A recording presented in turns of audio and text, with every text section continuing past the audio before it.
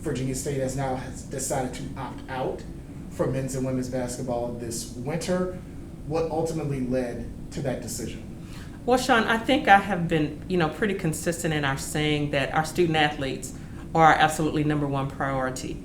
And with the virus right now on the uptick and more people are impacted daily, we just felt like that in the best interest of our student athletes and our staff, that we not put them in a situation to where they possibly could be infected.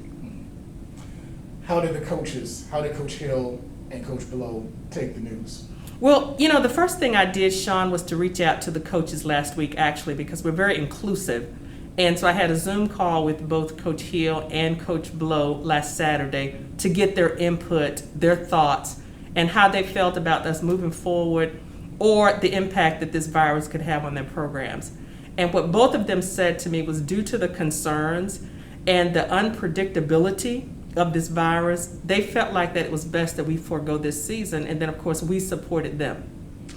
I guess one of the biggest things, was how compact the schedule was, because I know the students were not on campus, the athletes were not on campus, but they were scheduled to arrive sometime this week with a certain amount of practices available to them before they have the opportunity to go back home for Christmas break before the start of the season. How much of that played a role in the decision? Well, the conditioning is so key, with any sport actually. And our student athletes last competed in March. And so to come back in December, that's 9 months. That, not saying that they did not have something to do at home or to work out at home, but being away from us and being away from a structured practice for 9 months, I'm sure it played a lot in the decision. Also, it's so important that we display the loyalty to our staff, the loyalty to our student athletes from a health and safety standpoint. And so we just really wanted to make a decision that was best for the students and best for Virginia State University.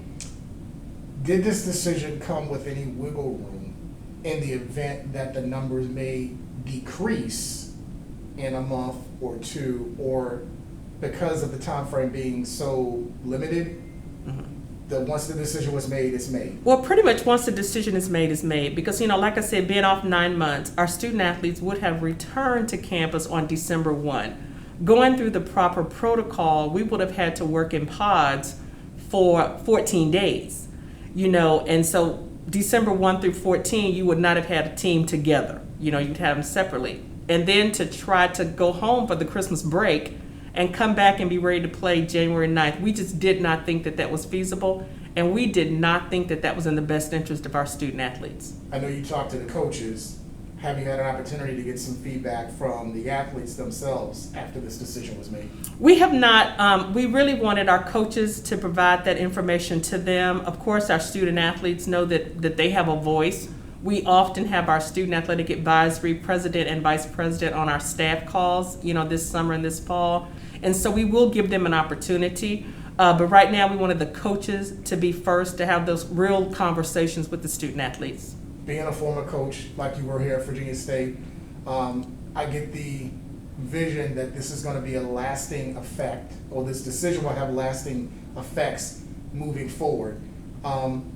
Give me your sense about that and whether or not this decision will have lasting effects, not only for this season, but let's say 2 or 3 years down the line moving forward.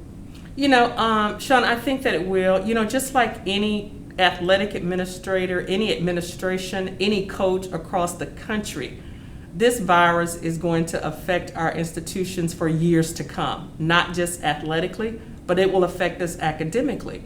We have students that are virtual education and instruction, and so that's been very challenging for them. And what we wanted to make sure is that our student athletes still receive the quality experience, academically as well as athletically. And so our main focus has really been to keep our student athletes engaged academically with their instructors, with tutorial virtually. And so, it's going to impact us. We just want our student athletes to know that we're here. We will continue to be here. From a recruiting standpoint, our coaches will continue to do the very best they can to bring in those student athletes that can fit into the mission of our institution. Final question. I believe you are the first school to officially announce that you guys will opt out, won't play this year. Do you get the sense, maybe from conversations, that there will be a season, albeit not all teams will participate, or do you think there will be no basketball season in the CIAA this season? Well, I know for a fact right now Lincoln University is participating against some of the schools up in the Pennsylvania area. I'm not really sure about where the other institutions are. We've talked about it collectively as an athletic directors association. We've talked about our concerns. We've talked about the officiating. We've talked about the COVID testing.